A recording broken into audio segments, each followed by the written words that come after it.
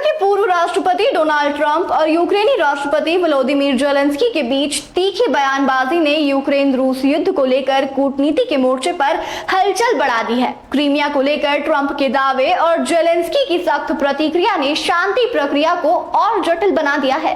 इस बीच कीव में मिसाइल हमलों की गूंज भी सुनाई दी। नमस्कार, आप देख रहे हैं ई न्यूज राजस्थान। मैं हूं अनीशा। पूरी रिपोर्ट देखिए इस खास पेशकश में। अमेरिकी राष्ट्रपति डोनाल्ड ट्रंप ने बुधवार 23 अप्रैल को यूक्रेनी राष्ट्रपति व्लादिमीर जेलेंस्की पर निशाना साधा। ट्रंप ने आरोप लगाया है कि जेलेंस्की क्रीमिया पर रूसी कब्जे को स्वीकार करने से इनकार कर रहे हैं और इस वजह से यूक्रेन रूस युद्ध खत्म करने के लिए समझौता नहीं हो पा रहा। ट्रंप ने दावा किया कि युद्ध खत्म करने का समझौता बहुत करीबी था और मॉस्को के साथ डील प्रभावी रूप से पूरी हो गई थी, लेकिन क्रीमिया देने से इनकार करते जेलेंस्की के साथ बातचीत करना कठिन साबित हो रहा था। इसका जवाब जेलेंस्की ने सोशल मीडिया पोस्ट के जरिए दिया। उन्होंने 2018 में ट्रंप के तत्कालीन विदेश मंत्री माइक पोम्पियो द्वारा जारी क्रीमिया घोषणा शेयर किया, जिसमें कहा गया था कि वॉशिंगटन क्रीमिया पर रूस के कब्जे के प्रयास को खारिज करता है। जब दोनों नेता एक दूसरे पर आरोप प्रत्यारोप लगा रहे थे, उसी समय यूक्रेनी अधिकारियों ने कीव पर दुश्मन मिसाइल हमले के लिए अलर्ट जारी किया। इसके बाद राजधानी भर में विस्फोटों की आवाज सुनी गई। शहर के मेयर विटाली क्लिट्स्को ने कहा कि 3 साल के बच्चे को अस्पताल ले जाया गया।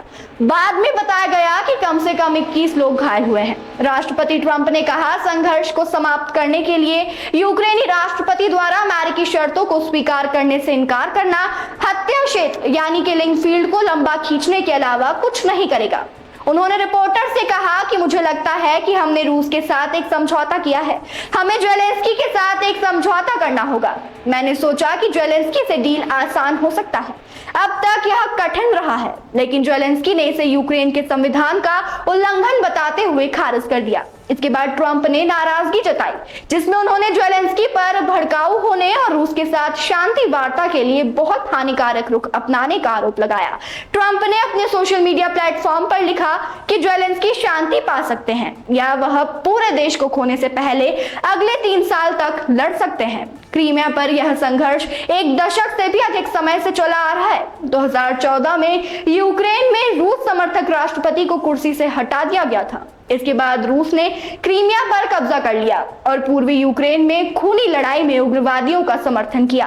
अब तक अमेरिका का यह क्लियर स्टैंड रहा है कि क्रीमिया यूक्रेन का संप्रभु क्षेत्र है और रूस का इस पर किसी तरह का कब्जा अवैध है। ऐसा लगता है कि ट्रंप के नेतृत्व में अमेरिका औपचारिक रूप से क्रीमिया पर रूसी नियंत्रण को मान्यता दे रहा है, जबकि यह संयुक्त राष्ट्र चार्टर और उसके सिद्धांतों का उल्लंघन है, जिसे अमेरिका ने दूसरे विश्व युद्ध के बाद से लागू रखने का मार्ग प्रशस्त किया। यह चार्टर साफ कहता है कि सीमाओं को बल द्वारा नहीं बदला जाना चाहिए। यूक्रेन ने लंबे समय से कहा है कि वह 2014 में रूस द्वारा अवैध रूप से कब्जा किए गए दक्षिणी प्रायद्वीप क्रीमिया को नहीं छोड़ेगा। क्रीमिया पर रूस के अवैध कब्जे को मान्यता देना जेलेंस्की के लिए न केवल राजनीतिक रूप से असंभव होगा, बल्कि यह युद्ध के बाद के अंतर्राष्ट्रीय कानूनी मापदंडों यूएन चार्टर के विपरीत भी होगा कि सीमाओं को बलपूर्वक नहीं बदला जाना चाहिए। जेलेंस्की ने लगातार इस सुझाव को खारिज कर दिया है कि यूक्रेन क्रीमिया प्रायद्वीप पर अपना दावा छोड़ेगा। जंग के मैदान में गोलीबारी के साथ अब शब्दों की भी जंग तेज हो गई है। कूटनीतिक मोर्चे पर इस संघर्ष का अंजाम क्या होगा, यह अभी साफ नहीं है, लेकिन क्रीमिया एक बार फिर केंद्र में है।